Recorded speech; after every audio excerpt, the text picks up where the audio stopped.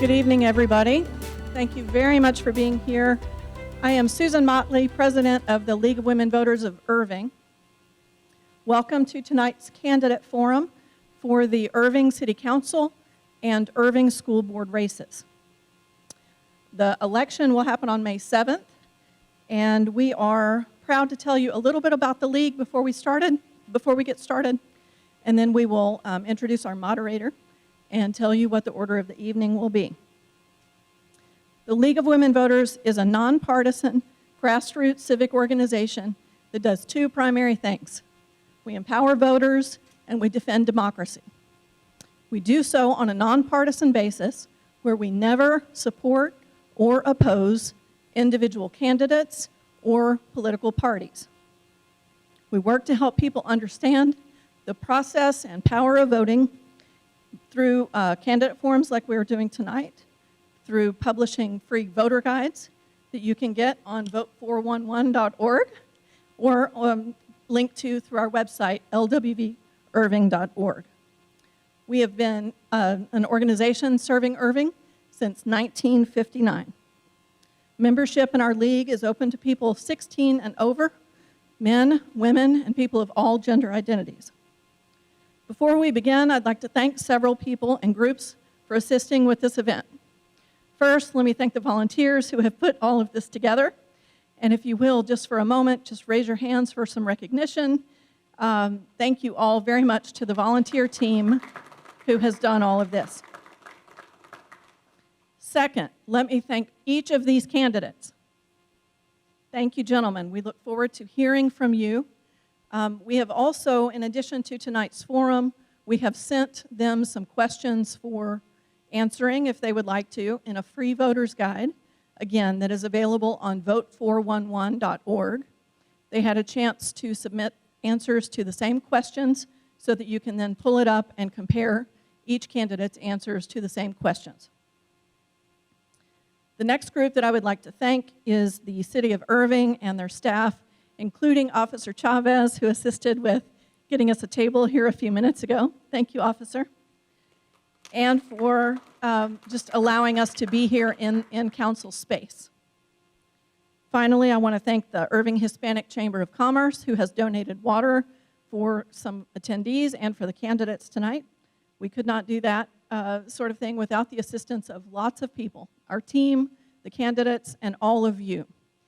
That I wish to thank you for coming and caring about your own government enough to be here tonight to listen to candidates who are running for office in your own city. Thank you very much for being here. All right, the order of the evening is as follows. We will start with the city council candidates who are already seated up here. We will have our moderator, Misaki Collins, ask them questions until about 7:30. We'll then transition to do the school board races, and we'll conclude roughly about 8:30, okay? Our moderator tonight is Misaki Collins, who I welcome. She is our Vice President of Voter Registration and Voter Services and our Co-Director of Membership. Welcome, Misaki, and thank you for being here.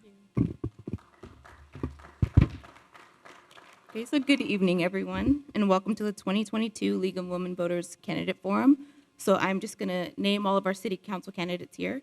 For District 1, we have John Block, Tony Grimes, Ricky Ray Lightfoot. And then for District 7, we have Brian Jones and then Kyle Taylor. So welcome, candidates, and thank you so much for being here. I'm just going to go over some housekeeping rules.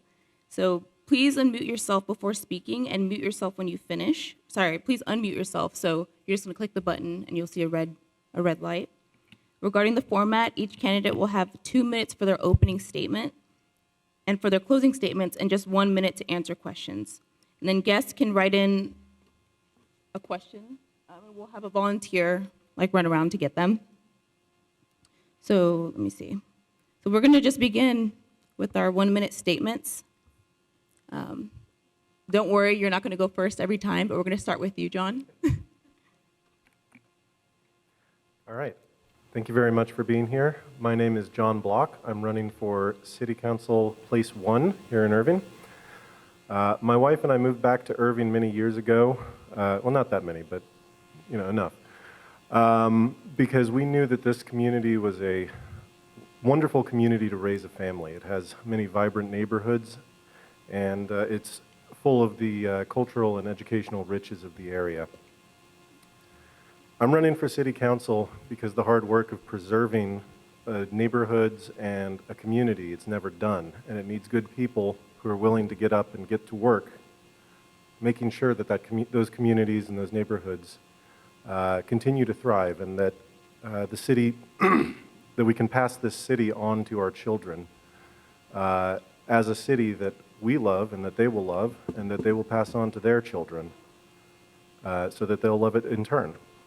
So that's why I'm running, and thank you very much for your time and your consideration. Thank you. Tony? Good evening. I am Tony Grimes. I have been a community leader here in Irving for over 20 years. I've built and established relationships throughout the city of Irving. I'm a small business owner here. I'm currently on the Irving School Board and the Irving Police Advisory Board. I've been endorsed by both the Irving and the Irving Police and Fire Associations, and I plan to continue building relationships, continue to build the infrastructure in the city of Irving, and continue the growth in the city that we have, that I love to work in and love to live in. Thank you. Thank you. Rick? Good evening. My name is Ricky Lightfoot. I'm running for District 1.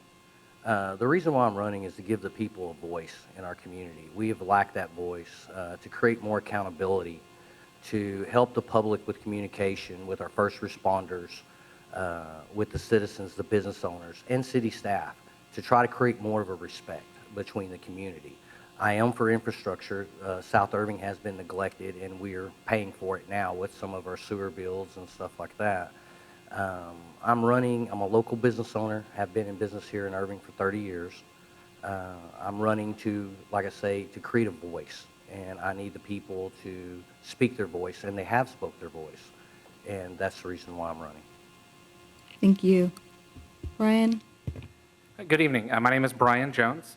I'm originally from Tulsa, Oklahoma. I moved to Irving about 9 years ago, shortly after my wife and I got married.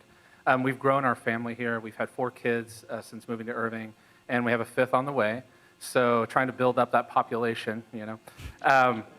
We love Irving because, you know, we see it as an oasis for families. In a world that's becoming increasingly difficult to raise children, Irving is the exception to the rule. We very quickly became plugged in with the family community. And I really do want to do everything I can as a city council member to preserve that, to make Irving a great place to raise kids, to maintain its suburban appeal. My professional experience, I work in insurance as a claims manager.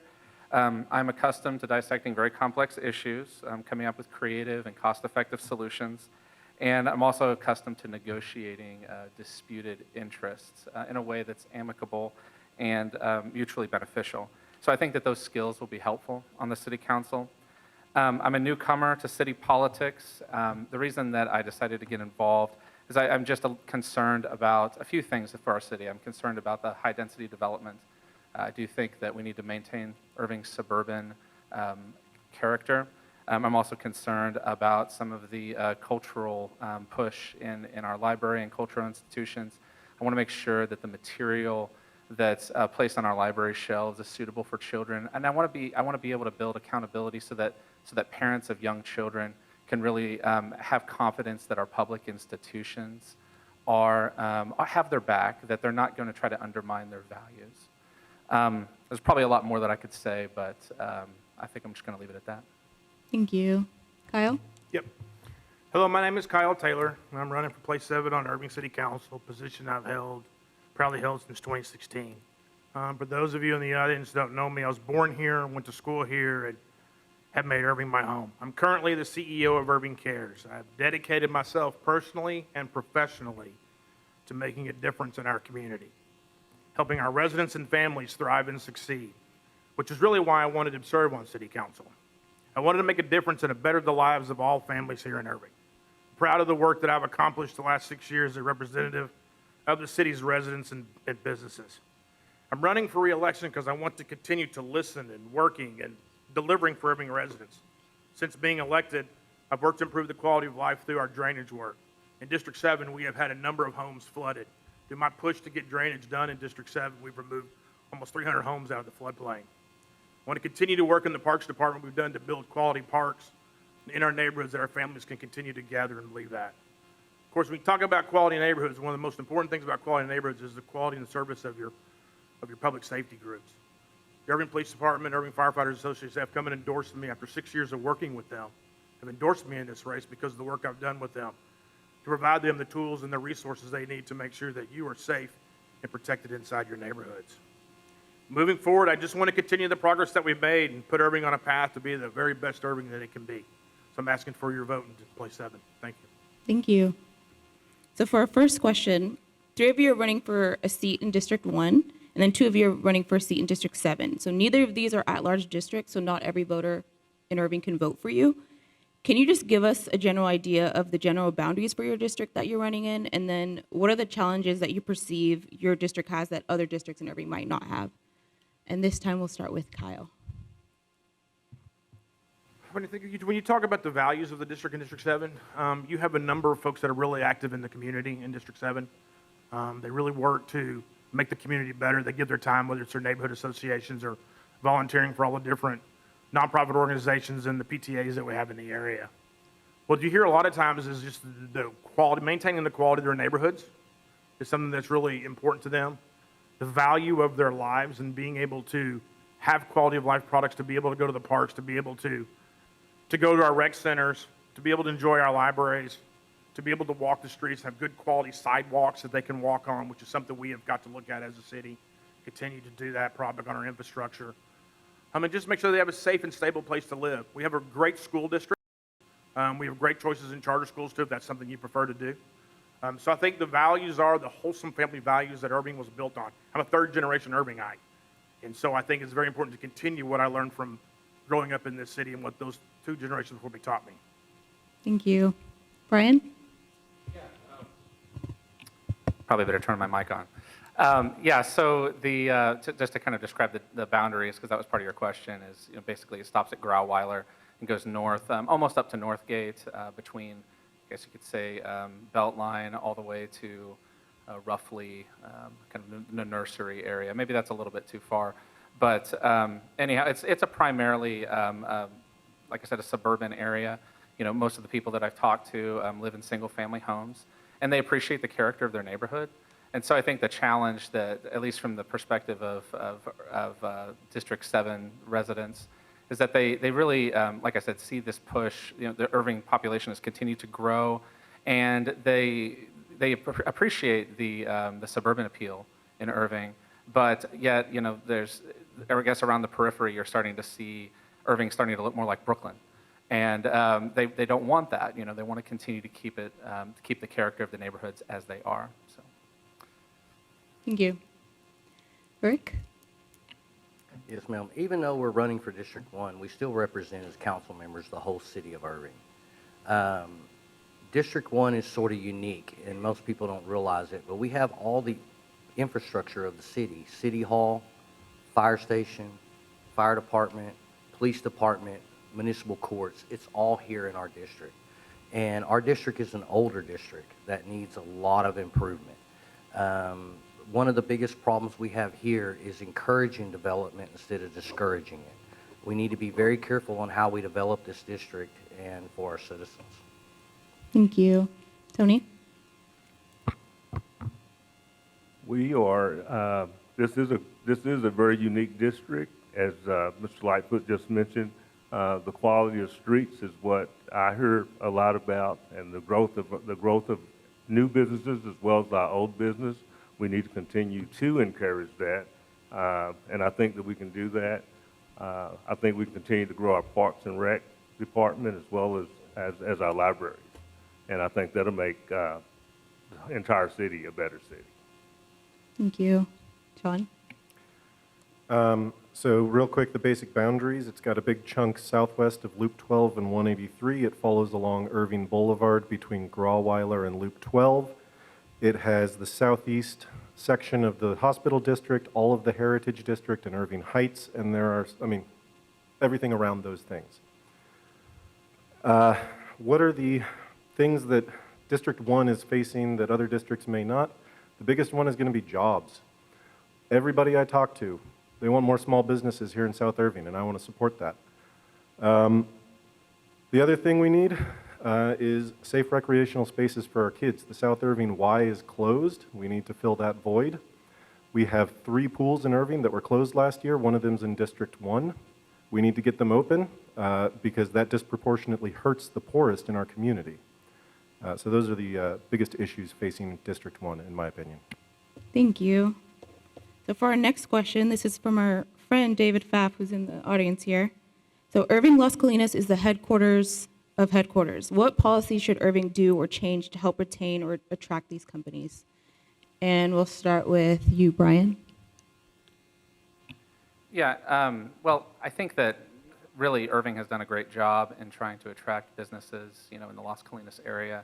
I think that offering incentives to leader businesses, that are going to come in and attract, peripheral business development is a key strategy, in that whole I guess you could say in that whole objective. I do think that it is important that we work to build up equity in our community, meaning in the sense that I think that a lot of folks that live in Irving rent, meaning that they're not here permanently or they're not invested in the long term. And I think that if we work to incentivize homeownership to a greater degree, I think that's going to make it a more appealing place for businesses to establish themselves. Instead of being a bedroom community, it needs to be a place where people live in the long term. Kyle? Yeah, will you repeat the question, please? Yes. I only have about a minute to answer a complex question. Yes, so Irving, Las Colinas is the headquarters of headquarters. What policy should Irving do or change to help attract and retain these companies? Okay, very complex question. There's several things. Number one is we have a great economic development partnership with the Chamber of Commerce, the Greater Irving Las Colinas Chamber of Commerce. There's some regional partnerships that we work with to be able to recruit and retain. We're also working with our education centers to build a 21st century workforce. We need to make sure that we have all the tools in our toolbox in our economic recruitment and retention programs because the region has become extremely competitive. Over 70% of our tax base comes from our corporations. So if we start to lose those or they start to move out, that puts more pressure on our property taxes for our citizens. So whether it's 380 agreements, whether it's incentives, whether it's tax abatements, whether it's job credits, which that's a whole different question into its own. But for us to be able to maintain and be the headquarters of headquarters, to continue to have that tax base grow, we need to make sure we have every tool in our tool chest to recruit and retain those businesses as they're coming to and keep them from leaving because it's harder to get them here. It's easier to keep them here. So that's what we need to be doing. Thank you. Rick? I agree that we ought to focus on businesses. Businesses do bring in 70%, and our property taxes, my understanding, pay 99% of our fire and police department. But at the end of the day, we also need to create that unity where there's not a division. We've always had a division where there's North Irving, South Irving, Las Colinas. It all should be uniform throughout the city. That's what I'm hearing, especially in my district, is that businesses here feel alienated that they're not getting the same treatment as they're getting from up north. And up north is getting incentives. They do bring more people in. Don't get me wrong. Big corporations bring more people, more revenue. But small businesses should not be overlooked neither. Thank you. Tony? Economic development and retention is very important, as my two colleagues mentioned, few colleagues mentioned previously. But what I know is that I don't see many changes that need to be made, with the exception of trying to grow Southern Irving at the same rate that they're growing Las Colinas. Thank you. John?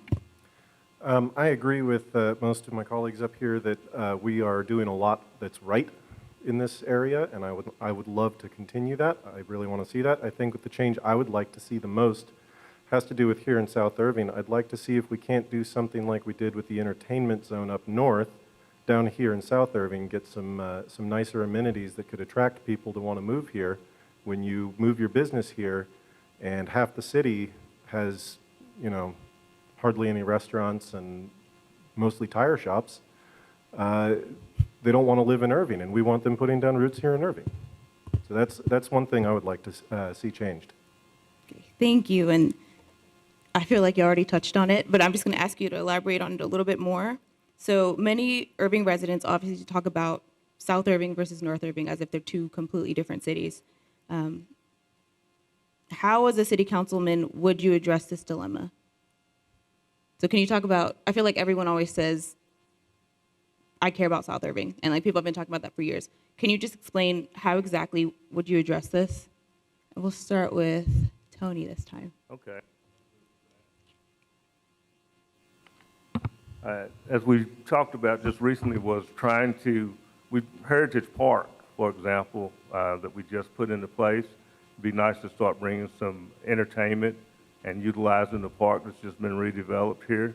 That would help, but we also have to bring some incentives into home ownership as well as businesses here in Irving. Thank you. John? Sure. Well, as Ricky said right when he started, I would be representing all of Irving, not just District 1.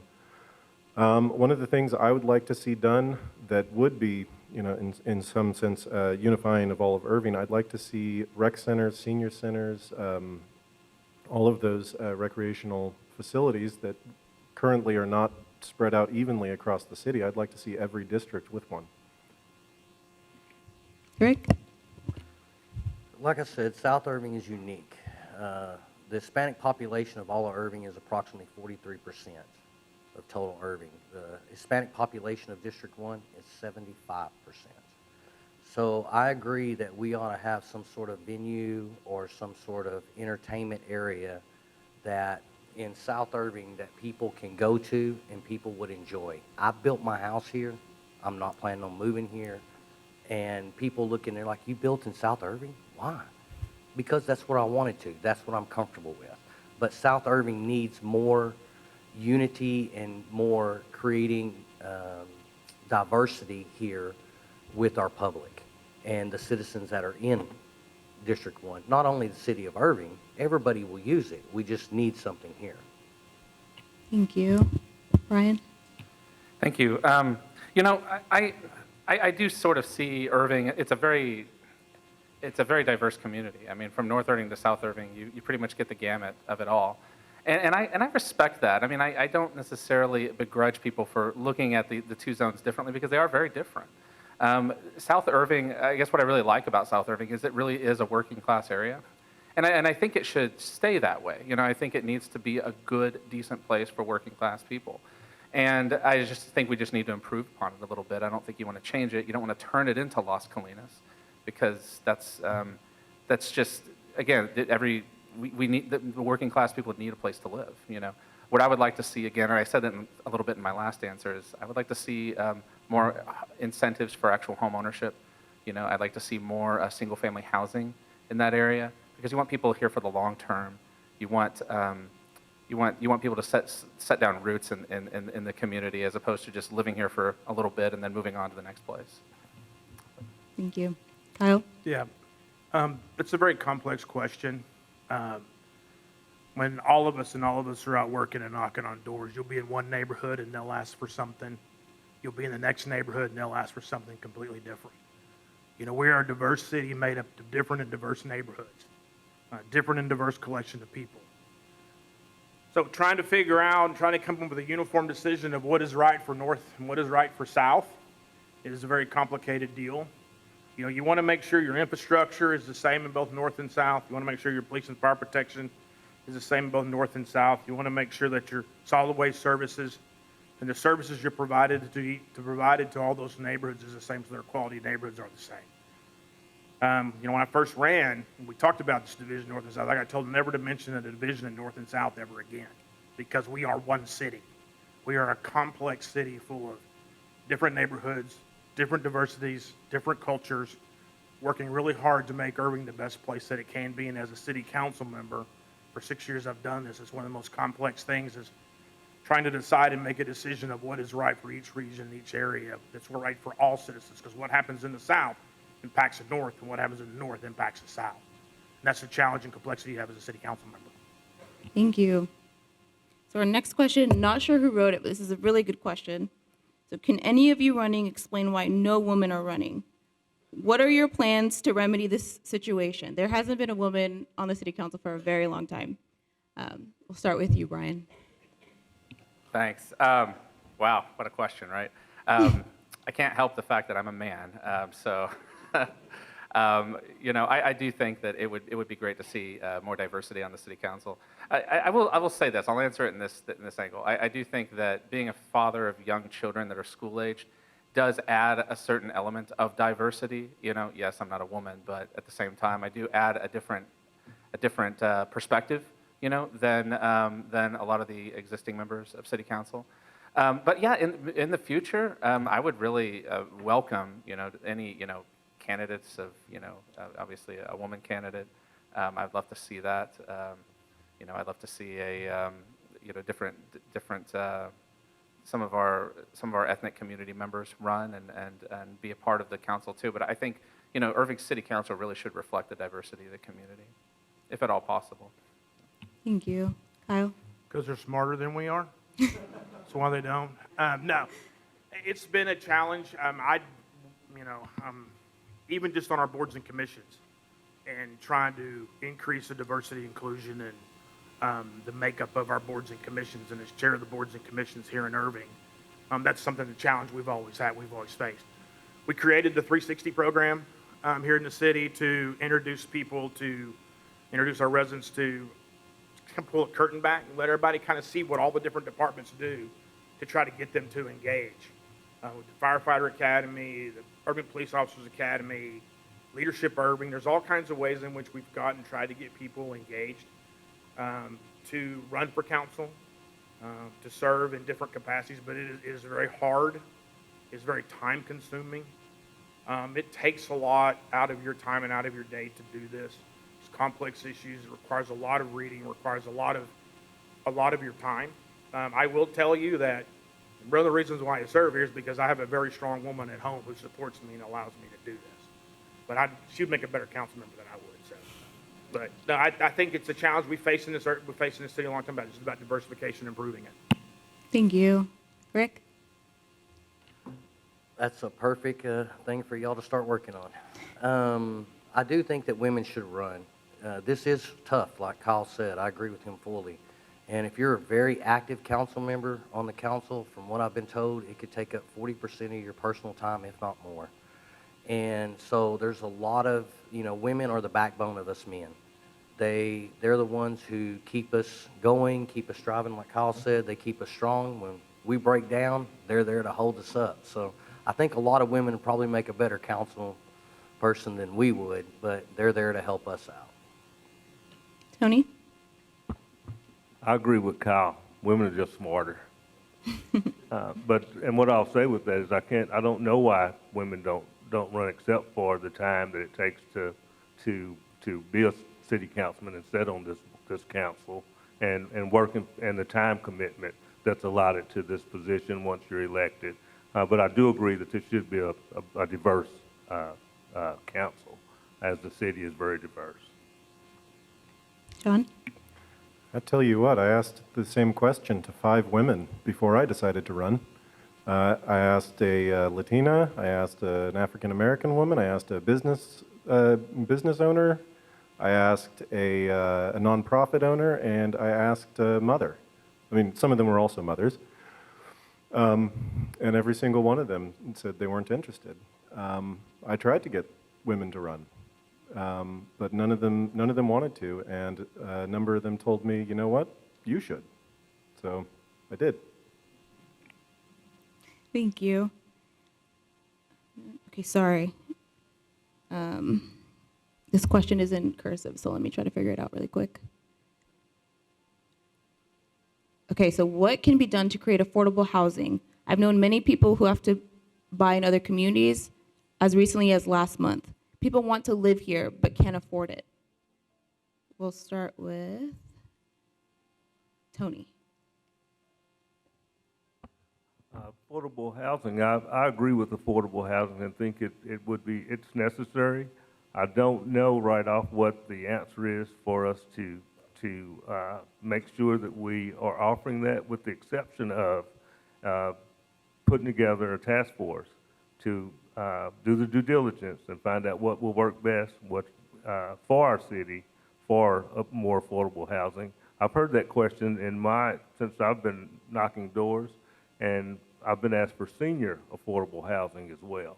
So I think we just need to put together an organization of a task force, and our HUD organization to make sure that we're doing what it takes to make sure that we can bring affordable housing to Irving. Ricky? It's a very good question, and it's very complex. When you get into the affordable housing and you start trying to figure it out, Irving does not have much land left. So you got to start trying to figure out where to put it. B, you got to figure out funding. We don't want increased tax rates in our city. So, and then you got to work with federal government. You got to figure out what's going to happen, getting grants, et cetera, and trying to help the community out. I do agree with Tony about setting up a committee or something like that to try to get an idea of what it takes, but it's going to require a lot. It just ain't, we're just going to start building houses. There's a lot that goes in with it. John?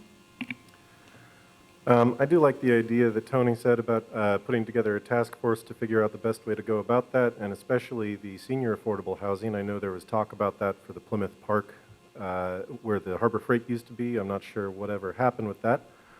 That being said, my preferred approach to making sure people can afford housing is not so much in the direction of making housing cheaper, but more in the direction of building up jobs and making incomes bigger.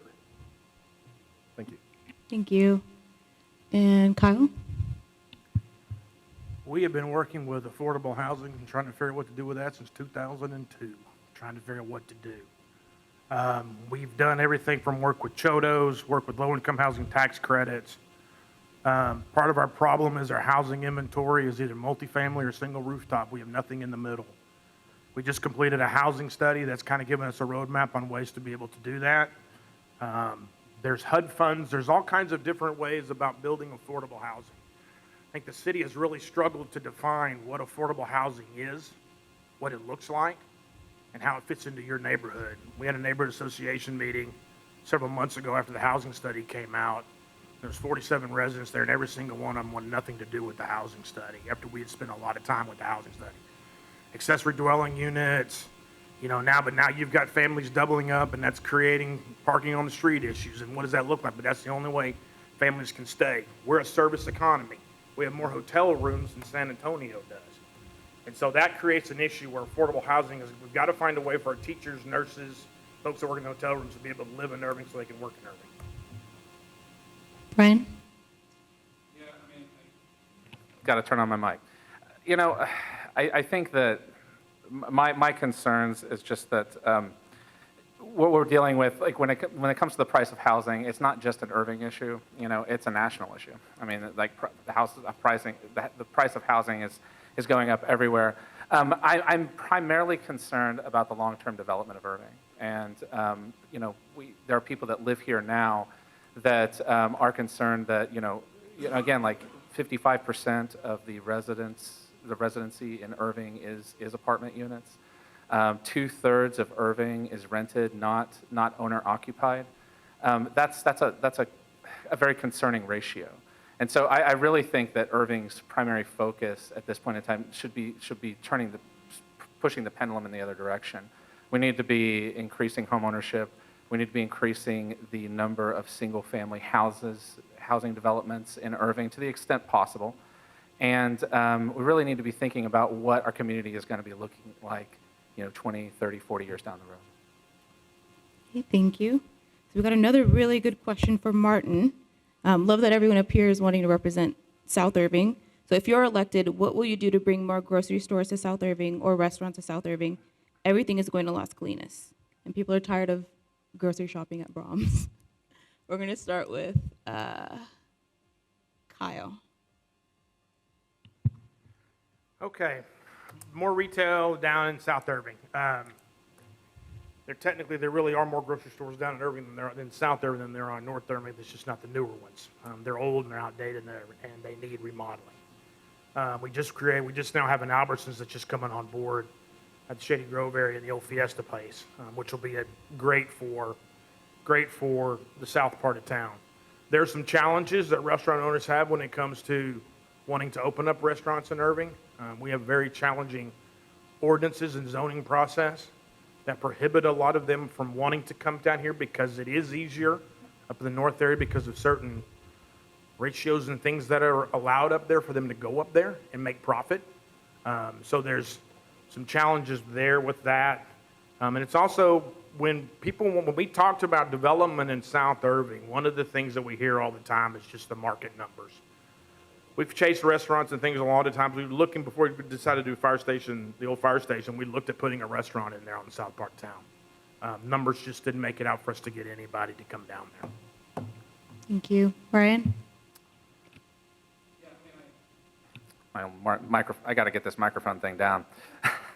So I do applaud the work on getting the Albertsons down in South Irving. I think that was a smart decision to give them a tax incentive to develop, and because I think that intersection at Shady Grove and Story, I used to live just right there, is if the grocery store leaves, a lot of the peripheral businesses leave as well, and so you want to keep that as a vibrant intersection and keep options for families. So I do think developments like that are a smart move. I also think that you could really develop the Heritage District. It's similar to what happened at the Toyota Music Factory. They created some zoning variations that allowed for more diverse businesses. By creating that an entertainment district, you could do something similar, I think, in the Heritage District to promote, more diversity in business, more restaurants, more family-friendly entertainment, more of a draw for people to go and actually spend, their free time in that area. Thank you. Ricky? Well, as a general contractor, I have experienced firsthand what Kyle was saying. When you bring a business into South Irving and people want to move here, and there's a lot of people that do, it does create multiple challenges for them. The Heritage District is not really set up in their plan for renovations. The Heritage District is set up, if you look at it, it's very unique how it's done, but it's set up for new development. It's not really set up for renovations. When I done the first renovation in the Heritage District, we had all kinds of problems. We had meetings after meetings after meetings. So it is difficult in South Irving to develop. So we need to really look at our heritage plan and some of our zonings, mixed-use zonings, to allow businesses to come in here and work with them and use common sense when we're doing development instead of the book. Tony? Once we get South Irving built up, and during the process, we will be able to get more grocery stores and restaurants to come into the area. Any business owner goes into business so that he can be profitable, and so it has to do with the number of residents and the affordability of the residents in those neighborhoods. So once we get the infrastructure rebuilt here in South Irving, we'll be able to welcome. We'll have offers. Everybody will be calling the city of Irving, asking if they can put their grocery stores here in South Irving. John? As multiple people have said already, I'm very happy to hear about the Albertsons coming into South Irving. Like I mentioned earlier, I would be very interested in seeing some creative solutions to some of the zoning issues in South Irving, well, all over Irving, but especially with the RAB, that's the regulation of alcoholic beverages. It creates, it makes it difficult for something like a nice restaurant to open up in Irving. So I would love to specifically in South Irving set up, like I said, something like what we did with the Toyota Music Factory to make downtown, the Heritage District, give it the opportunity to bring in some nicer restaurants, some nicer entertainment options, things where people can go out for a night downtown. Thank you. So Irving's population is incredibly diverse in terms of race, ethnicity, religion, age, sexual orientation. You get my gist. In your opinion, what is Irving doing best to celebrate and benefit from the diversity? And what can you do as a member of City Council to help Irving do even better? So what do you think do you feel like Irving is doing a good job now? What would you add to that? We're going to start with John. Well, I do think Irving is doing something right because we are so diverse. What do I think Irving is doing right? Well, I'm not really sure, but I do know what I'd like to see more of and what I would do if I'm on the City Council. The two qualities that I think are most important when you're talking about diversity and cultivating diversity in a community like ours is humility and a listening attitude. Thank you. Tony? As a community leader for a long time, I think Irving's doing a really good job. In fact, several years ago, I was a key member of the organization that started community policing in Irving, and that's helped a whole lot with what we do in our city. I was key. Once we executed that, that's grown over to what we call barber talk now, and so the community policing has been very key. The other thing that I would open is open level of communication that I've offered for a number of years to all the residents. And everybody will have my number. If you need to reach anybody at City Hall, you'll just be able to call me and I'll respond to you in a timely manner. Ricky? I agree with Tony. I think the city's doing the best they can with what they have. I think that the city just didn't realize until the last 2020 census come out that how diverse, especially our district was. Our district grew as far as in diversity. And I think that we need to open up more communication. Like Tony said, they got the barber program. Well, we ought to have a councilman program. We ought to have something where you can come meet the councilman. You can talk to them. There's a lot of people in this city right now, especially in our district, that has no clue who their councilman is. They've never met him. They've never talked to him. And a lot of people don't want to come up here in front of everybody and discuss their private business. They prefer to be able to call. And I'm the same way. You call me, I will respond back to you, and I will do what I can to try to help you out in your situation. Thank you. Brian? When it comes to diversity and inclusion, unfortunately, I feel like these are just kind of buzzwords that are just been sort of thrown around. And I don't think people really truly consider what they actually mean. When I think of diversity, it's more than just about, where you're from, what your gender is, what your sexual orientation is. I really think of diversity as like the perspective that you bring, the ideas that you have, your personality. Every person is his own minority, if you really want to look at it that way. I really do think that the city could do more in trying to maybe tone down some of the controversy. We are in, I guess you could argue, like a cultural battle at the moment nationwide. And again, I think that instead of weighing in on it, I think that the city could basically take a step back and take a neutral position on some of these issues. But that's my, as a city councilman, I want to obviously I want parents and parents of young children particularly to feel comfortable with the services that are being offered by the city and feel like the city has their back in that way. But everybody should feel comfortable with their city government, when it comes down to it. And that's what I really want to push for as a city councilman. Kyle? Can you repeat the question, please? Yes. Let me find it. So Irving's population is incredibly diverse in terms of race, ethnicity, religion, age, sexual orientation, gender, and gender identity. In your opinion, what is Irving doing best to celebrate and benefit from this diversity? And how can you, as a member of the City Council, help Irving do even better? I think the city does an incredible job celebrating its diversity. I think when you go back to economic development question, we've got companies that are coming here from all over the world to set up their headquarters and businesses here because of the way we open our arms and let folks in. I think the police department, public safety have done a tremendous job of welcoming them and being there when they're called and asked questions and to be there. I think the ability to be able to worship in your way, in your faith, and how you want to, I think that's one of the strongest things that we do in Irving, is you have the freedom to worship. You have the freedom to know that you're going to be safe and secure through public safety. We're going to listen to what you need when you're inside your homes and what you're looking for. We're going to listen to your community. We're going to celebrate it. We're the 14th biggest city in the state of Texas. We're a top 100 in the size of the state in the United States in size-wise.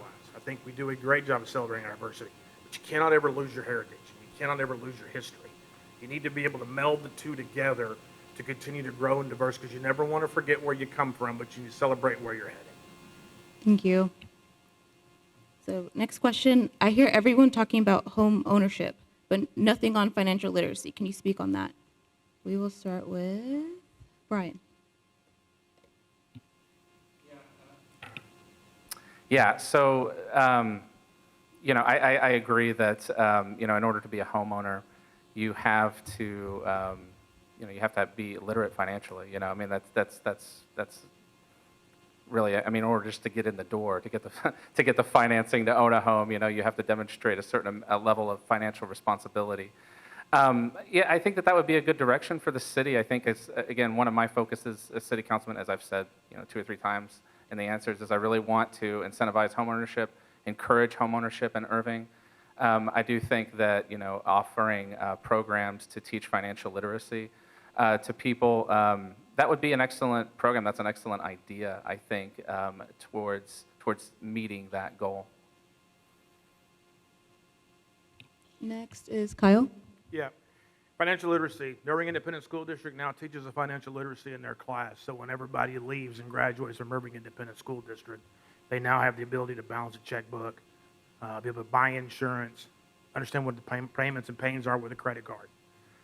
Financial literacy, there's many organizations and many of the banks that have working to teach financial literacy. But you can't do financial literacy until you can read and write. And we have a huge ESL problem in Irving. We have a GED problem in Irving with people just having the basic high school equivalency to understand that. Through several nonprofits, we're now partnering with Dallas College to expand and create that. One of the things we've worked on is the rec centers will now start to offer those programs inside the rec centers. So we'll be able to get into and get with those families that need those programs and be able to provide those programs on a consistent basis while their kids are in after-school program at the same place at the rec centers. So we're starting to build programs to work on financial literacy and financial education, because we understand that the problems that can come from not having financial literacy. Ricky? Well, Kyle, I have to disagree with you about one thing. I actually have a GED, and I got financial literacy.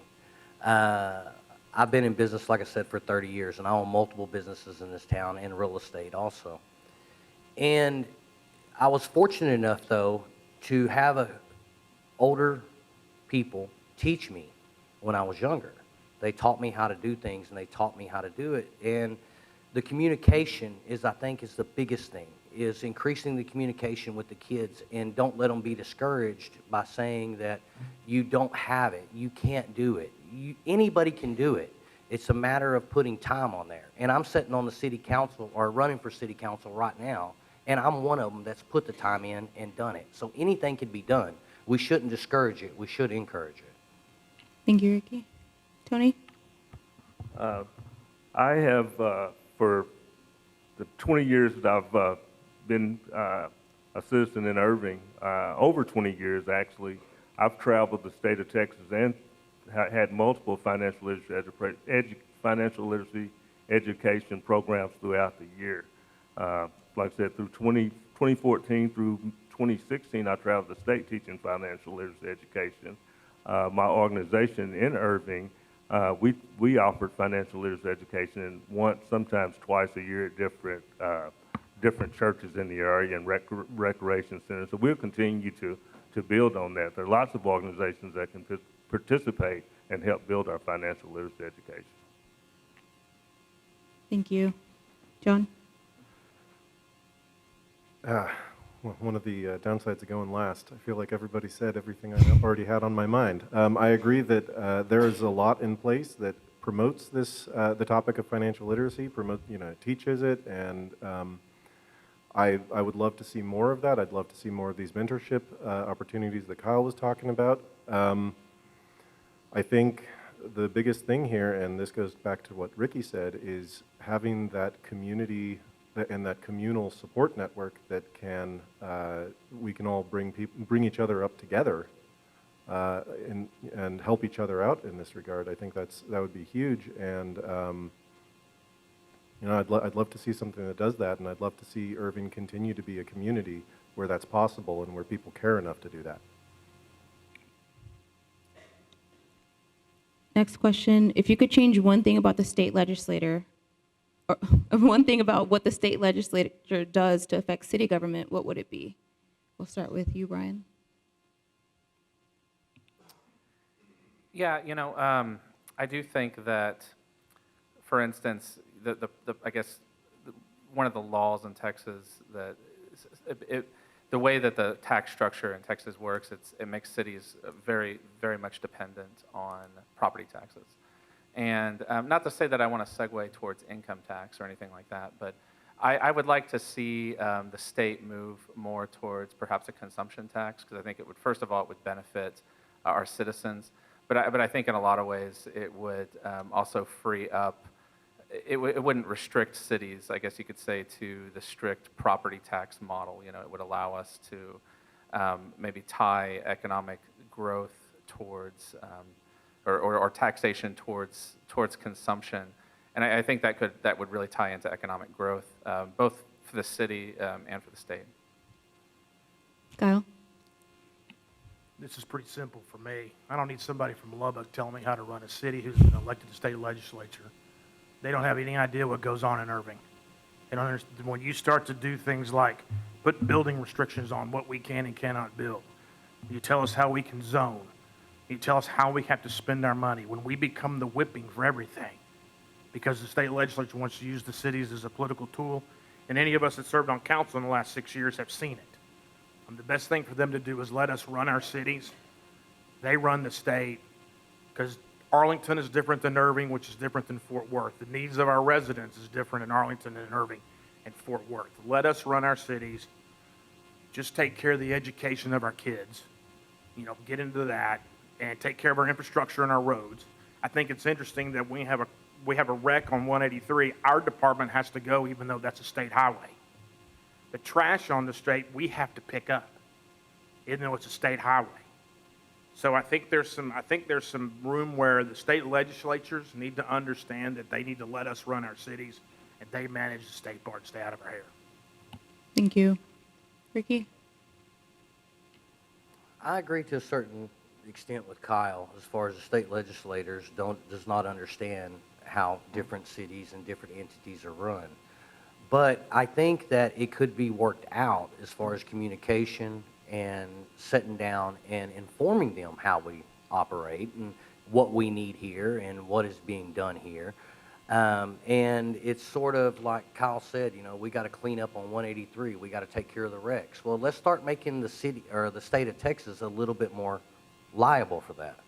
I think we need to work on our property taxes without having a state income tax. That would be the one of the bigger things. John? Switch it up a little bit. Well, I asked for this. Yeah, I think, like Brian said, the requirements on property tax and how we're allowed to levy those taxes and not allowed to move towards more of a consumption tax. I'd like to see a little more variance or allowances in how cities are allowed to raise revenue.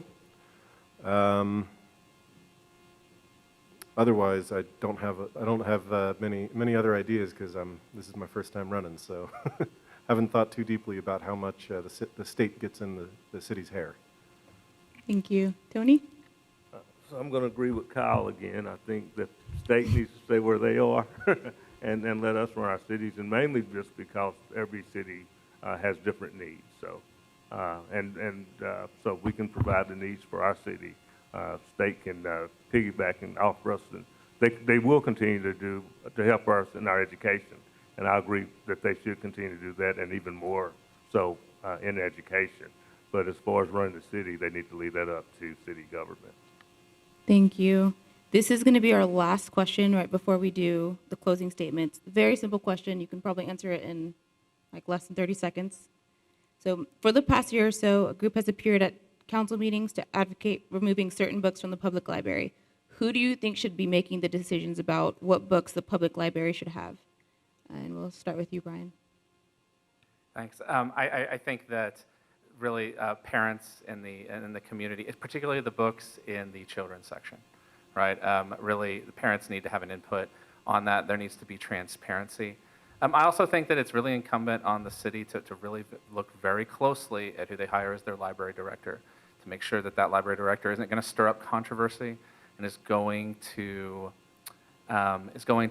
honor the family-friendly values of the community. Kyle? Yeah. So about the books in the library. When you take an oath as a city council member, you take an oath to swear to interpret the Constitution. And interpret the Constitution. That's one level to this. The second thing is this comes back to the challenges of boards and commissions. It comes back to the challenges of who actually runs our city as a city staff or city council. We have had a lot of conversation about books in the library lately. We've made some progress on looking at our policies and procedures on how that should be handled, on what the review process looks at, and what we're doing. The conversation comes like this, and this is one of the strengths of being a city council member, is the ability to listen to all sides of an issue, to be able to understand where everybody is coming from and what their passion and what they feel, and to be able to take that information and make the right decision, not just for a small group of people, but for everybody in the city of 240,000 people. Coming out of this thing as a city councilman who served on this, and the other one who's had to really deal with this directly, is we've learned a lot from this. We're going to be better as a city for this.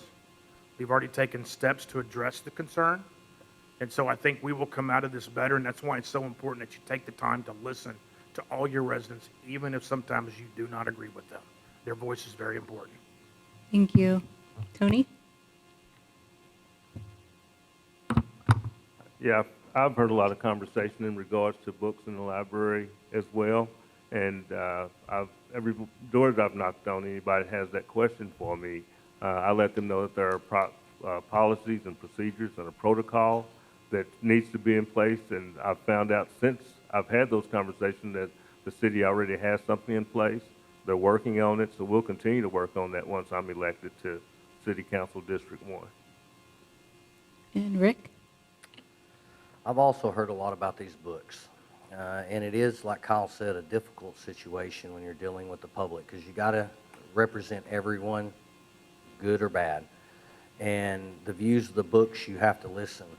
I don't believe in violating people's constitutional rights. I believe people should have a right to do what they choose, what they want to read. I do, however, believe that it should not be city-funded or city-sponsored. If they want to buy the book and take it in their home, that's their choice. If they don't want the book in their home, that's their choice. I'm not going to violate a citizen's right by telling them they can't do this or they can't do that. I just believe that our city tax dollars should not sponsor. John?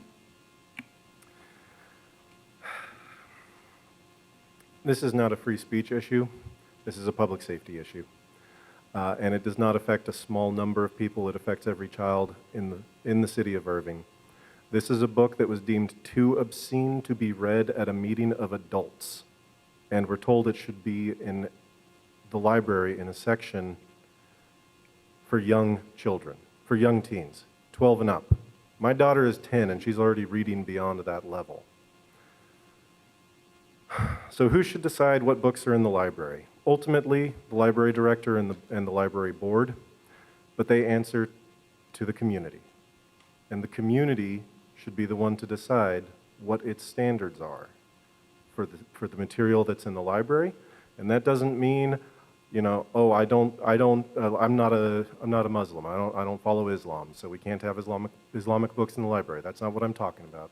I'm talking about we need to make sure that we do not have books on the shelves meant for children that are not safe for children.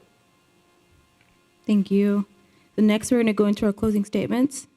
Again, you have 2 minutes. While you're doing your closing statement, if you can also just answer the question, what is your vision for Irving in the next 5 years? And we will start with Tony. I'm going to escalate that to the next 40 years. My plan is to help build the infrastructure so that we are ready to welcome as many residents as we can, with public safety being one of my key, and not a concern really, but something that I'd like to see us make sure that all our public and emergency services are up to par, to make sure that our infrastructure in South Irving is completed and up to par. And I'd like to make sure that our streets and sidewalks are kept up for the residents that are here so that they're safe for everybody to walk on. I'd like to continue building our parks, recreation facilities, and libraries. A lot of stuff that I'd like to see done in the next 5 years and in the future beyond. I'm Tony Grimes, long-term resident in Irving, community leader. Like I said in my comments, I helped execute community policing a number of years ago. We taught financial literacy throughout the state. In 2019, I won the Irving High Spirited Citizen Award for all the work that I've done in the community for years past. I am a business owner here and would like to be elected City Council District Number 1. Thank you. Thank you. John? What do I want to do for Irving in the next 5 years? Like Tony, I don't think that's an expansive enough view. We need to be thinking about what we want our kids to be doing with Irving 50 years from now. Irving isn't just a city, it's a home. And it's my home. And I love Irving, and I want my children to love Irving, and I want their children to love Irving. And it's not going to happen all on its own. And you know, one of the most important things in that, on that topic is community. And we need our neighborhoods to be places where children grow up loving that community. We need people to have stable jobs so that they feel like they can put down roots in those communities. They can start building their own communities up. So if I'm on the city council, my highest priority is going to be building up the financial future of all of the citizens of Irving. I want to support businesses of all sizes. Yeah, I want to bring in the big businesses, but I want to bring in small businesses, small locally owned businesses, like here in South Irving. But I guess also in the 5-year term, I'd love to see the police and firefighters, you know, fully funded and continuing to make Irving, keeping Irving, you know, one of the safest cities in the country, as it traditionally has been. We're facing new challenges in that regard every night, it seems. And I'd like to see them given all of the support that they need to keep our citizens safe. Thank you very much for your time and consideration. John Block for City Council, Place 1. Thank you. Ricky? I do agree that 5 years is sort of a short term. I think we ought to really be looking long term. But at the end of the day, the only way we can get it accomplished is we can't eat the whole elephant with one bite. We got to start taking little nibbles. And we just need somebody that's going to be on the council that's going to progress some nibbles, that's going to ask the questions, why can't we do this? Or where's the money going to come from? And in order to keep doing improvements, that's what we're going to have to do, is take small steps to work towards that. And I'm Ricky Lightfoot. I'm running for Irving City Council, Place 1, and I would like to vote for that. I will, as a councilman, take them small steps. I will do the research. I will figure it out. Common sense goes a long, long way, and that is part of what we're liking. We go off the book. The book necessarily is there. Ordinances, charters, does not always fit every area, like Kyle said. We're so diverse that one thing it's written this way does not work here. We really need to work with our citizens and our business owners to get what they need in their community. I'd like your vote on May 7th. Thank you. Brian? Thank you. So to kind of summarize what I want to accomplish over the next 5 years, I'm not going to give the cliche answer and say the next 40 years because I think that's a given, right? Like you have to set the direction. You have to have a long-term direction for the city.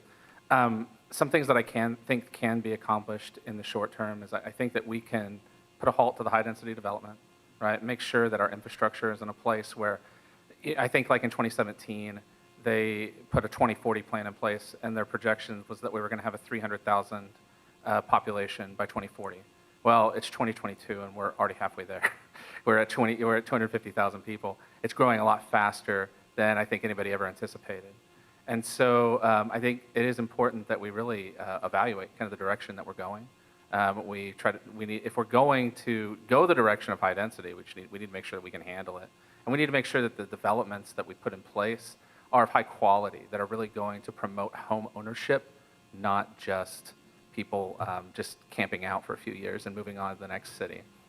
I, again, really believe that our city government should be accountable. Again, not to say that we should start cultural wars, but at the same time, we need to really respect the family-friendly values that have built this community over the last century, and we need to continue to build on that and make our place a wonderful place to raise families for generations to come. Kyle?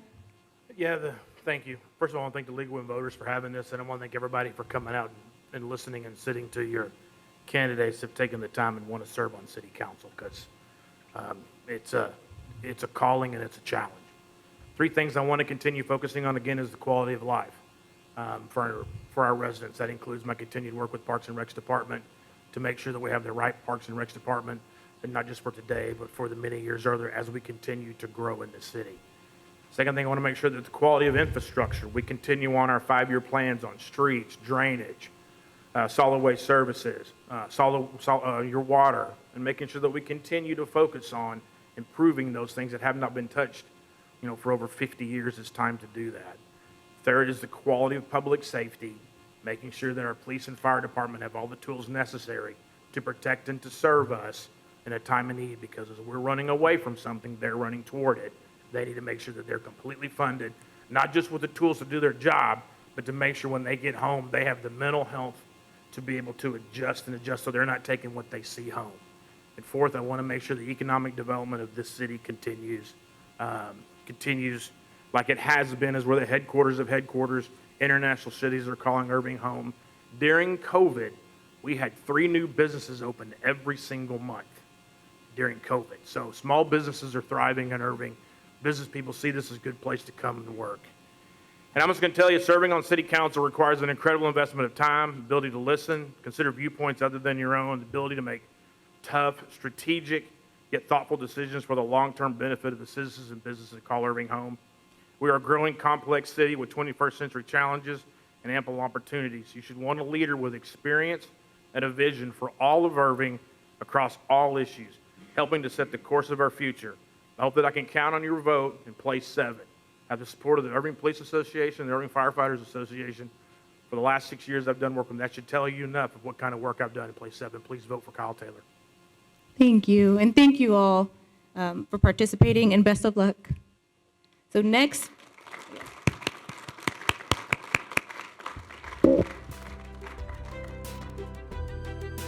we're going to have our Irving ISD school board candidates. So everyone is here and watching. Please don't leave yet.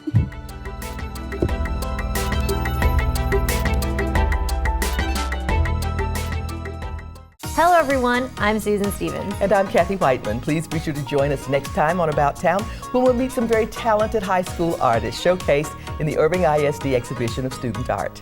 We'll also bring you highlights from Momentum Dance Company's spring show. Please be sure to join us starting April 24th. And visit us online at ictn.tv. So you'll know what's coming up about town.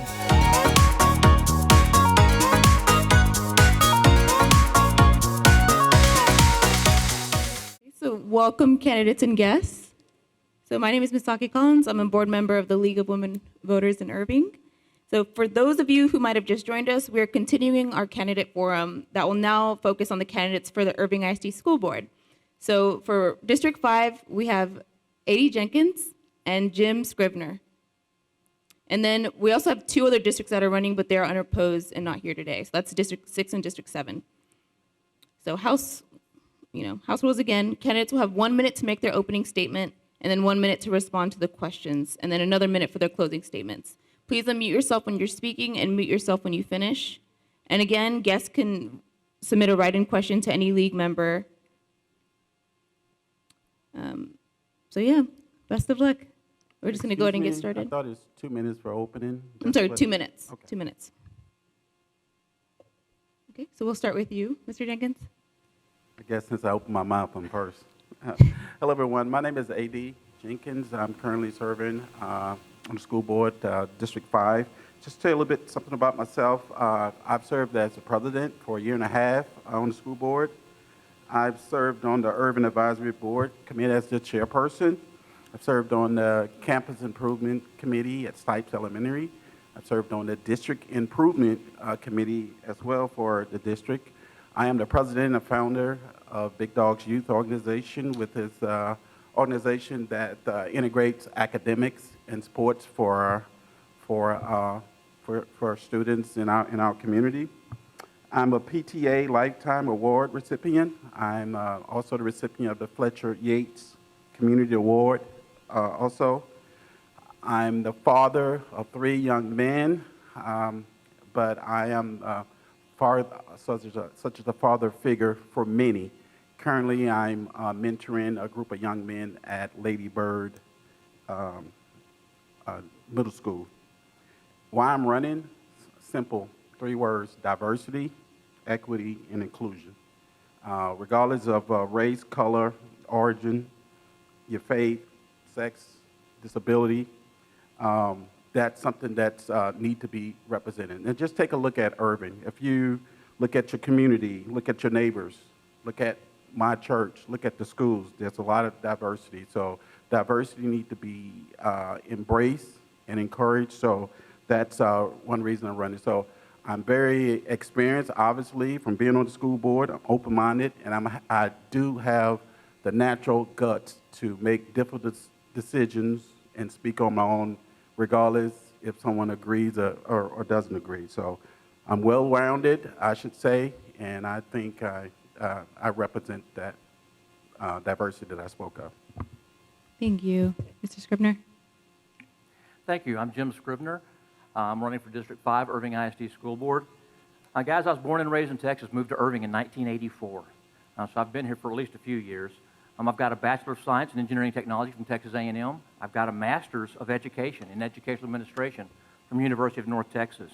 I've been a member of Plymouth Park United Methodist Church here in Irving since 1987. I've served on their Board of Trustees multiple times. I've taught adult and youth Sunday school and participated in the youth mission trips there. I have 3 children, a daughter, a son, and an informally adopted son. All went to Irving ISD schools. I currently have a grandson that is attending Irving ISD schools.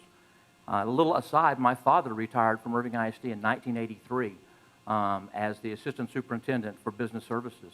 He worked for John Townley then. At that point, he had basically finance and facilities. I retired from Irving ISD in December. I was executive director of facilities, so I retired from half of my father's job from 1983. So it's kind of like the family is all together with this. Guys, I spent 20 years in high technology sales and management before I became a teacher. I became a teacher in 2002 as a classroom teacher for 4 years at Travis Middle School. Teacher of the Year in 2006. Lectures Department Chair 2005, 2006. Vice Principal at Sam Houston Middle School for 2 years. I was with Energy Manager for the Irving ISD District for 8 years. Director of Facilities for 4 whole months. Then Executive Director of Facilities and School Support Services for 5.5 years. Guys, this is my home. I've served on numerous City of Irving boards, the Tree Board. I currently serve on the Board of Directors for Keep Irving Beautiful. Guys, I'm here to serve.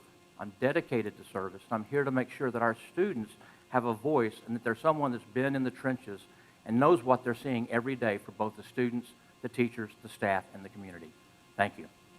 Thank you. So District 5 is not an at-large district, so not every voter can vote for you, right? So can you talk about the general boundaries of the district?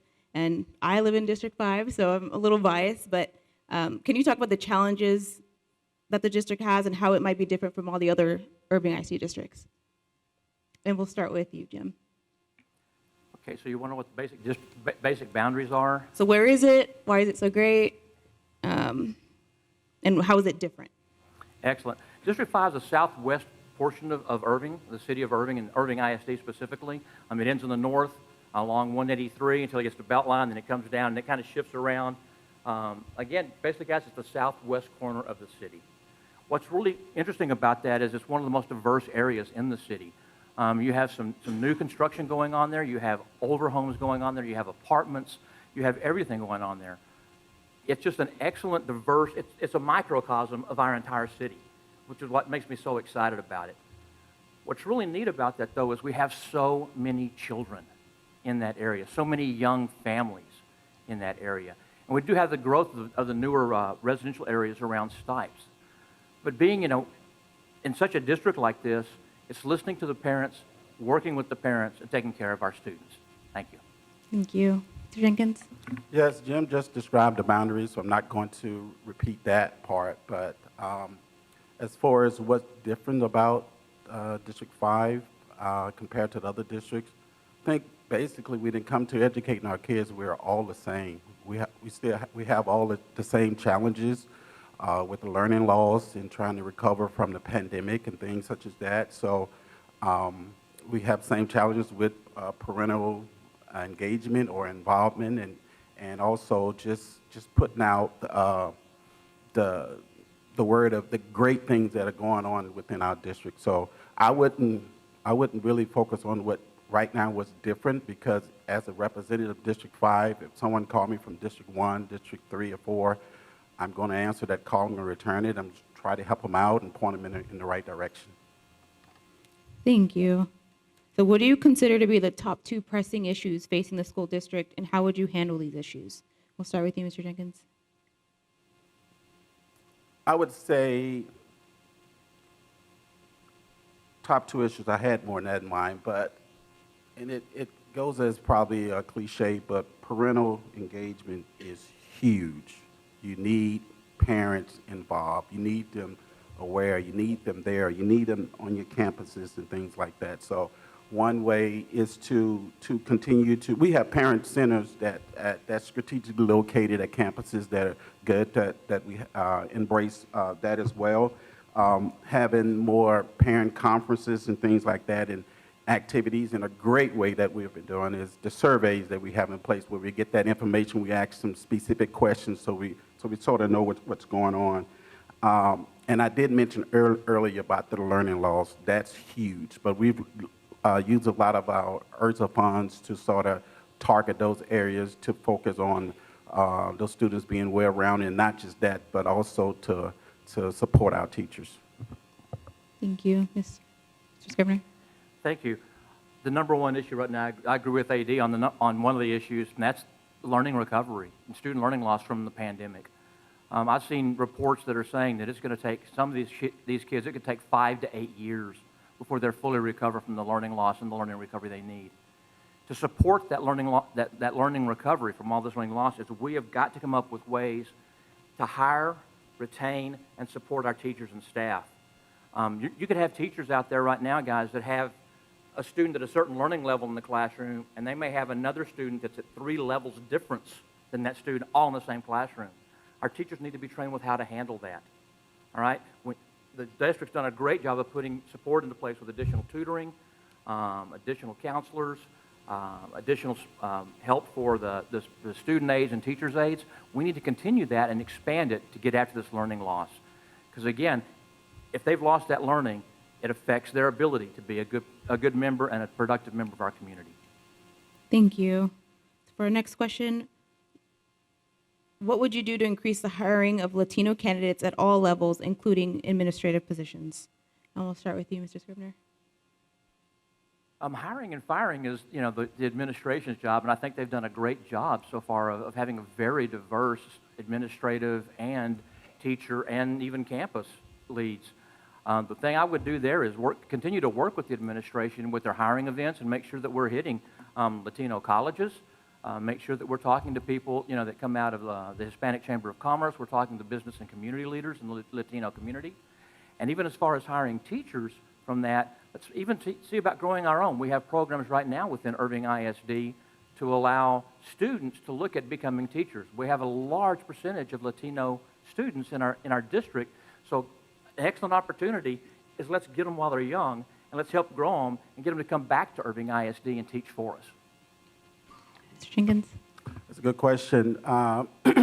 And from being on the inside and just paying attention, yes, we're doing a good job currently at that right now. If you sort of look at our teacher base and the teachers that we have in place now. But just as Jim said, also going to your local colleges and just going where they are to sort of help recruit that in the early the better. And also we have a program also to where we do encourage our own to come back and teach here at Irving. So that's not as a bigger challenge as it may sound, but if you sort of just look at our numbers and our ratio, we do have that in place right now. Thank you. The district just opened 2 collegiate academies to give students access to free college. What else do you think the district could do to prepare college for life after graduation? And we'll start with you, Mr. Jenkins. Well,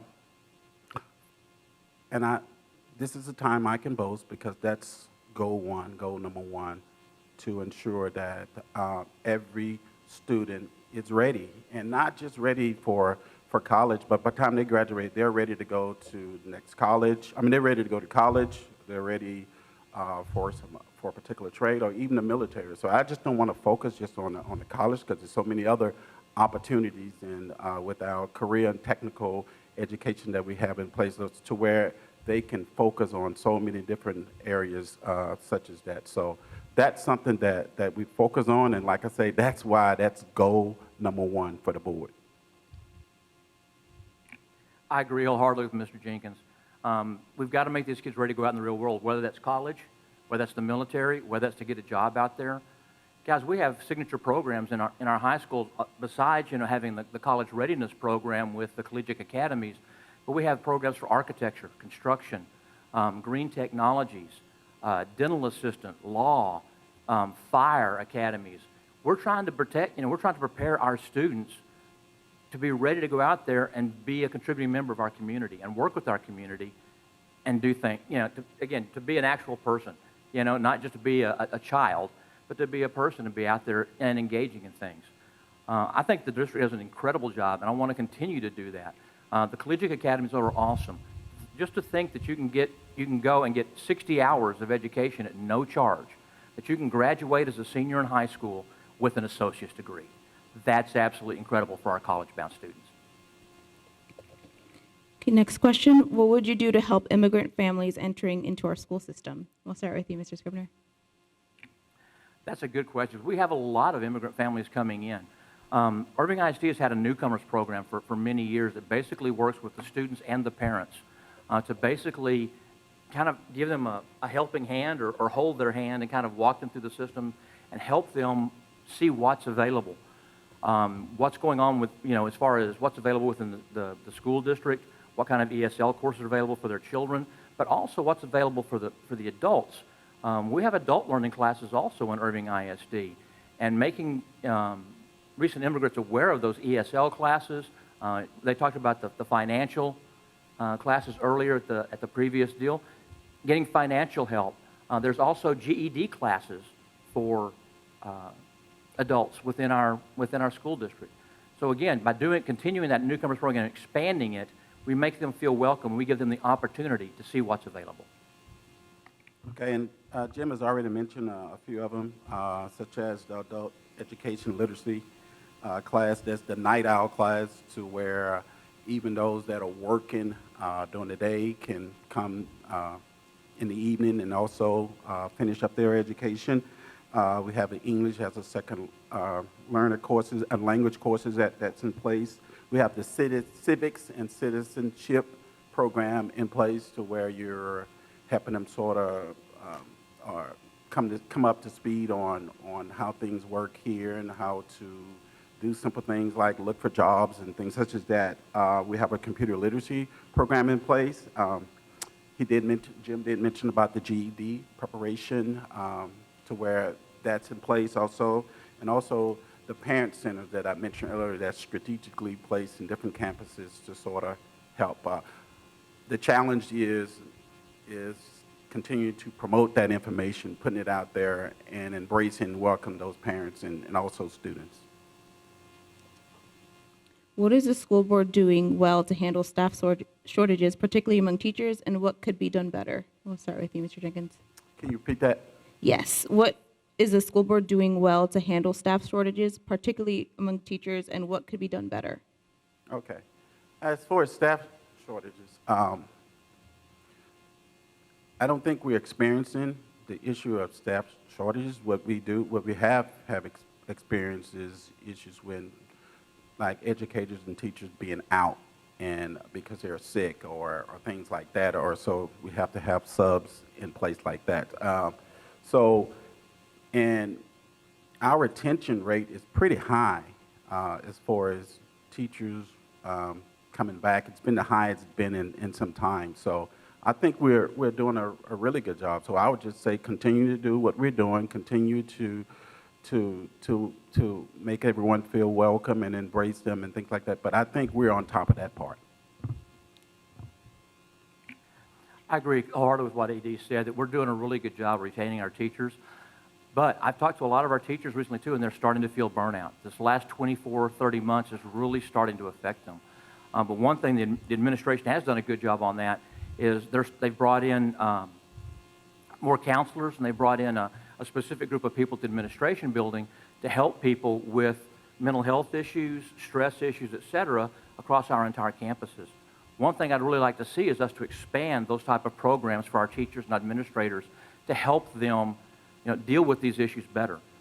The other thing that Irving ISD did that I thought was just fantastic is they did retention bonuses, and mainly retention bonuses for all the staff in Irving ISD that stayed with us through the pandemic.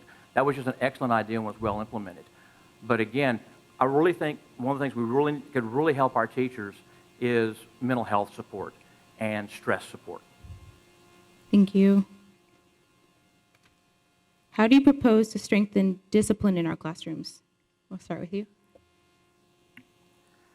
Being a classroom teacher, guys, discipline in the classrooms is paramount to being able to teach in a classroom. And that gets back to accountability across the board. And that's the accountability for the student, accountability for the parent, the teacher, the campus administrator, all the way up to the central administrator, and even the community itself. Discipline in the classroom, when I have issues with discipline in the classroom, the first thing I would do is contact parents. And it sometimes was very difficult to do, but if you can get the parents to work with you and identify the issues the child's having, listen to the parents, listen to what the child's saying, many times you can identify what the real problem is, not what you were told up front or what caused the discipline issue or anything else. You can identify what the real problem is in the students' lives or the parents' lives or the community's life and work with them. But again, that's a communication issue.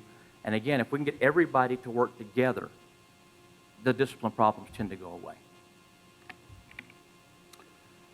That's a challenge because drop the kiddos off, kids come to school, and all of a sudden that problem or that issue becomes the school problem. But honestly, and don't mean to offend anyone, but that starts at home, and that involves parents, and that involves the hard, honest truth about what's going on, and just be open-minded about that. So that's something that I'm really hard-pressed on. And another thing is to continue to do the things that's good. Like, for example, I'm mentoring at Lady Bird Middle School, talking to students, and not to just say that parents have a tough job now, because lots of them are single parents, and you can only do what you can do. When you have that male figure that's missing and things like that, it just promotes a problem. But that's something that we continue to work on. That's something that we really, really take serious. But like I said, that's a community effort, not just starts at school. Thank you. Okay, so this next question's a little long, so bear with me. MacArthur High recently got media coverage for a teacher's actions regarding the LGBTQ community. The teacher posted rainbow stickers around her door and offered support for gay students. Yet the district said teachers can't use the classroom to transmit their personal beliefs. What do you think about this incident? We'll start with you, Mr. Jenkins. Yes, and I supported the staff based on my vote by standing by them on that. Our school policy prohibits teachers, educators, or employees from using classroom or resources to promote their personal beliefs. So we have 33,000 students on our campuses. So our goal or our mission is to focus on all students, and that's something that we stand by. We don't discriminate when it comes to that. We would like to say we welcome and embrace all students. And my hard stance is on that we don't hire teachers based on their personal beliefs. We hire them to be educators in the classroom. But again, I would say that's something that we don't stand for. That's for anyone being bullied or anyone being harassed. I agree wholeheartedly. We've got to be inclusive, welcoming, and supportive to all of our students, no matter what their sexual orientation, anything else like that. However, the primary goal of our school system, our public school system, is to educate our children in academic pursuits and academic resources.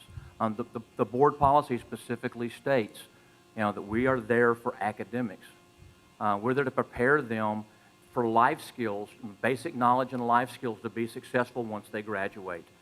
I understand a lot of the issues with the LGBTQ community, but if you look at that, you can also start looking at religion.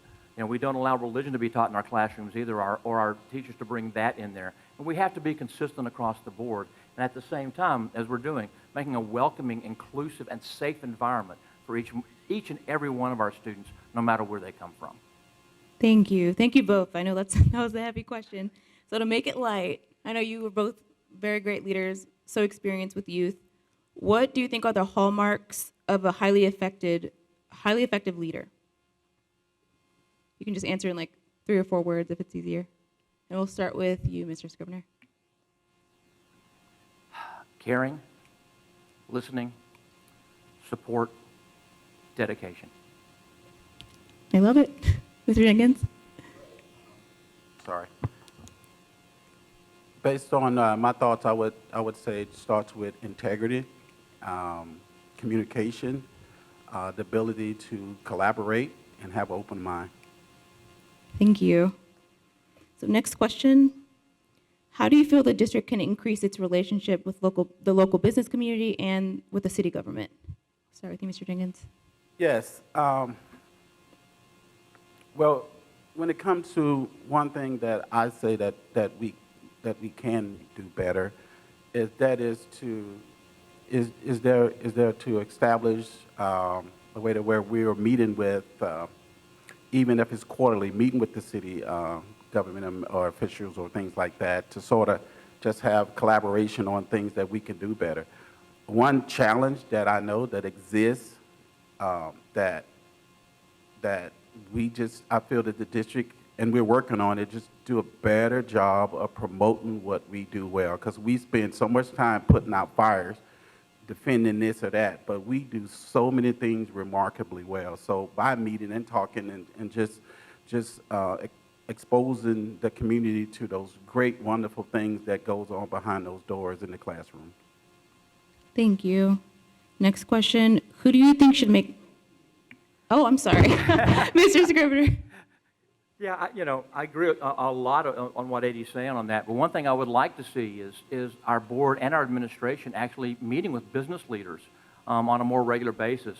And like Adie also said, meeting with city staff and understanding what they're seeing as some of the needs and some of the things that are happening within our community. We can't effectively partner with our community and partner with our businesses unless we know what they need. The only way we're going to be able to know what we need is to get out there and ask them. That's one of the things that I was in business for 20 years. As a business person, I knew what I needed to be able to hire a person. As running facilities for Irving ISD, I knew what I needed, for the skill set for a groundsman, or for an HVAC tech. But many times, as a school, we don't understand that. So we've got to get out there more. Both our administration and our board needs to get out there more and engage more directly with our business leaders, with city government, and with our community. Thank you. Next question, who do you think should make decisions about what books are in our schools? Who should make a decision? Actually, Irving ISD has a pretty good process already in place to look at books as they come into the schools and come into our libraries. One of the problems I've seen with a lot of the different schools and some of the public libraries is they bought book packages that they didn't know what was in them, and they just put them on the shelves. Irving ISD doesn't do that. Our library resource organization is very good about looking at the titles and looking at what's coming in.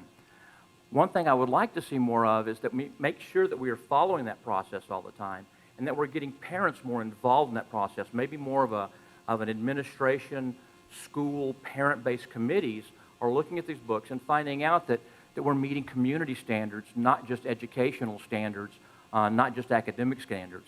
Because again, we're supposed to be doing the academic part of it. Strange things like that needs to be taken care of in the family and in other organizations outside of the school system. Yes, when it comes to parents, I think that when it comes to things like that, we need to involve them as early as possible because we want them to want to establish a lifelong relationship with them, communicating often as possible. In a sense, you want them to be your partner in education and be advocate for the school system and things like that. But when it comes to the curriculum, resources and tools and things like that, I think we should leave that to the subject matter experts, the educators that have been trained and got the necessary education to focus on those things when they come to that. It's just like you take your son or daughter to the doctor. You may know your son and daughter better than that, but you have to leave that medicine or what they diagnose them with. You have to leave that up to the doctor. They are the subject matter experts. So that's why I have a hard stance when it comes to that. So just leave it up to the educators to make those choices. Okay, before I say our next question, I want to remind the audience, if you have any questions, please write them down and pass them up here because I'm running out of questions. Thank y'all for being so to the point with answering them. So next question, we live in a time which people are divided on many topics, so much so that at times the division strains relationships at home, at work, online. Please give us an example of a time in which you and another person disagreed on an important topic, but were able to find a solution together. Start with Mr. Scrivner. Guys, our life is full of conflicts and disagreements. I started learning that back in high school, especially I was on the high school debate team. And it was very interesting because when you're on a debate team, you're given a topic. And you don't know whether you're on the positive or negative side of that topic until 1 hour before your debate actually happens. So you have to be able to support both sides. The thing about our people and learning to work with each other and to listen in the divisions is to listen. Listen and understand. Give the other person an opportunity to express their opinion and try to put yourself in their shoes. Try to understand where they're coming from and why they feel that way. Don't make disparaging remarks about them or their opinion or anything else. Again, try to listen and understand, and then together come to a common ground. And that common ground may be that we agree to disagree, but it can be done on a very respectful, listening and caring level. Thank you. Happens on the school board. So, I wouldn't say a lot, but it happens, and that's as Jim stated, you got to find out what you have in common, and also and when you really talk about it and break it down, there are more things that are alike that are disliked. So just talk it through, be very respectful, and just be open-minded, as I mentioned earlier. And the key thing to this is when you're in the public, then you sort of have to stand by each other and support what that decision is, regardless if it doesn't like, because you don't want it to appear that we're fighting, we're arguing, and things are going on that causes a lot of disruption and makes you become divisive. So I can think of many examples, but being that I am on the school board, I wanted to use that as an example. Thank you. So both of you have been very engaged with the school board for a very long time. Can you just talk about your vision for Irving ISD in the next 20 years? What does that look like? Mr. Jenkins? Next 20 years, with this learning loss, I'm thinking the next 6 months, so honestly, I can't sort of dive into just think 20 years from now. I mean, this learning loss is a challenge for us. So, but that's when I want to stand by what we have in place as our goals to ensure about the students are ready to go into the workforce or college and things like that, to keep these teachers in place, to hire them, to retain them, develop, and to ensure that they are coming back to us, and just keep school safety as also a priority. Things have changed now. Once, when I was in school, if a policeman was on campus, that was a problem. Now, if a policeman is not on campus, then I'm like, where is the security resource officer? But it's just things like that to sort. That's my focus. But I can't really think too far when we're dealing with something that needs all of our attention. Thank you. I agree with Mr. Jenkins. The learning loss is really going to consume us for the next 3 to 5 and probably 8 years.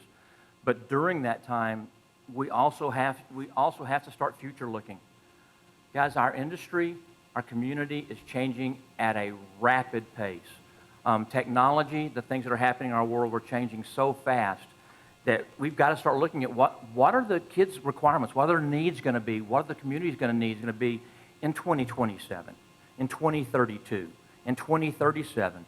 And guys, we've got to start looking at programs to fill those needs now so that we'll be ready for them, because we may have to make changes to facilities. We may have to make changes to how we do things. The learning styles may change completely. So we need to start that future looking now while we're still recovering from the learning loss. So we've got to support our teachers, look at the learning loss, but at a strategic level, we have to start looking at 5 years, 10 years, 15, 20 years down the line. And I can't tell you what that's going to look like because things are just changing too fast. Thank you. Before I go into closing statements, does anyone have any questions in the audience?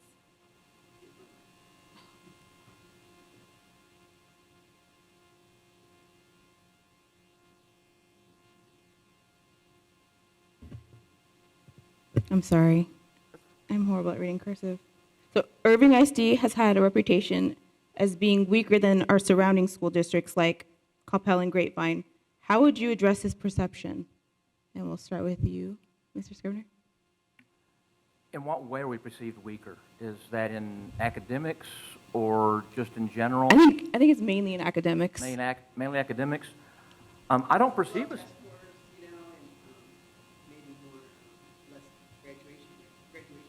Our graduation rate's one of the best in the state.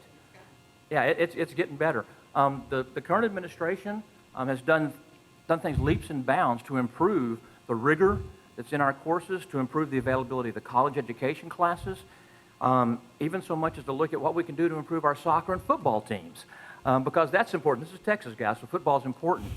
But honestly, guys, if we're perceived negatively, that's our fault for not telling everyone all the great things we're doing. We just need to get the word out and how much we have improved in the last 5 years. The good things that we're doing, how great our graduation rate is, how great our college acceptance rates are, the number of scholarships, the hundreds of thousands, tens of thousands of dollars of the scholarships that our students receive.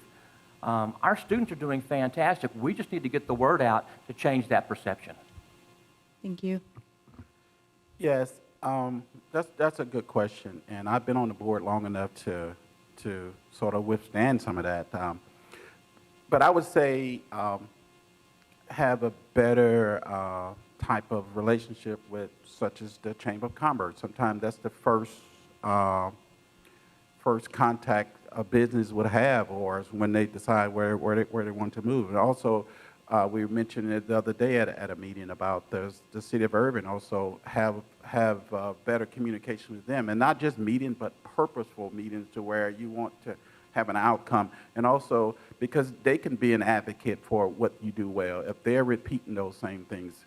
Our President Randy mentioned at a meeting the other day that we got a black eye over this. I would say we had 2 black eyes that we had to recover from when it comes to things like that. But I think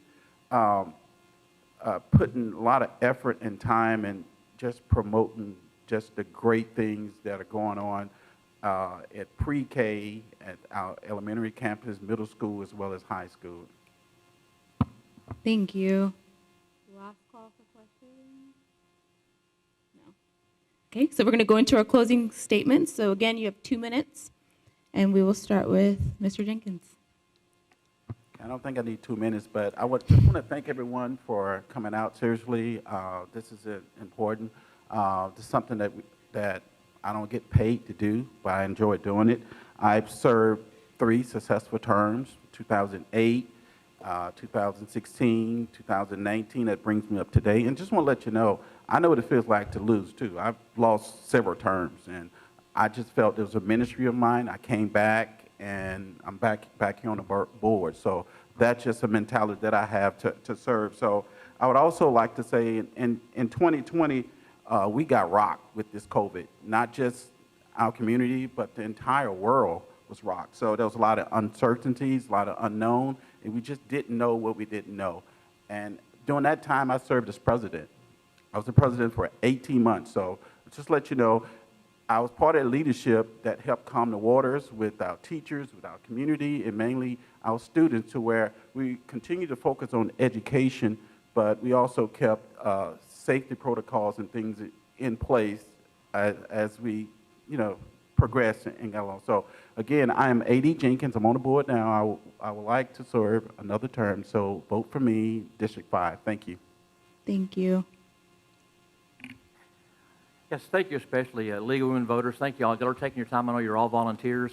But again, thank you guys for coming out here, and thank for everyone that's come out here and actually, wanted to find out what's going on in our school district. That's just absolutely fantastic.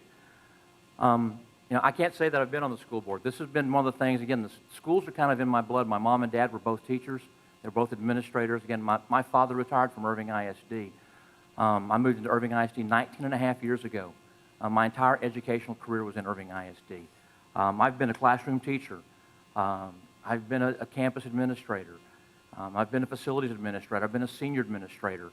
I've seen the district from so many different angles. I think I have a very unique perspective that I can bring to really help us, not just today with the learning loss that we've been discussing and the learning recovery that's necessary, but also look at the futures, look at where we need to be. One of the things that I've always tried very much is to look at, okay, what are today's requirements? What do we anticipate tomorrow's requirements? What I said earlier, the down, 2027, 2032, 2037. We have to make sure we take care of those students and have them ready. This is all about the students. It can't be about anyone else. And the students require the parents are their first teachers.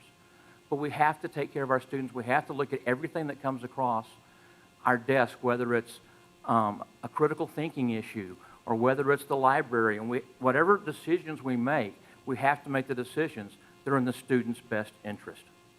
And in doing that, though, we also have to support our teachers and our staff, give them the tools to be successful in taking care of those kids. Those kids are our future. My grandson's there right now. My sons and daughters went through that before. And I really think, again, let's do the best we can today, but we've got to look to the future. My name's Jim Scrivner. I'm running for Irving ISD School Board District 5, and I am focused on our student success. Thank you. Thank you. Or thank you both for sharing your thoughts and your plans. Best of luck to both of you. Thank you again to ICTN and the City of Irving, and also the Irving Hispanic Chamber. This forum will be available to watch at any time at ictn.tv, and the link will be posted on the League website. So please remember to vote. Early voting is April 25th to May 3rd, and then Election Day is going to be on May 7th. For more information, please visit either vote411.org or DallasCountyVotes.org or the League Facebook page. Yeah, thank you all so much. Have a great night.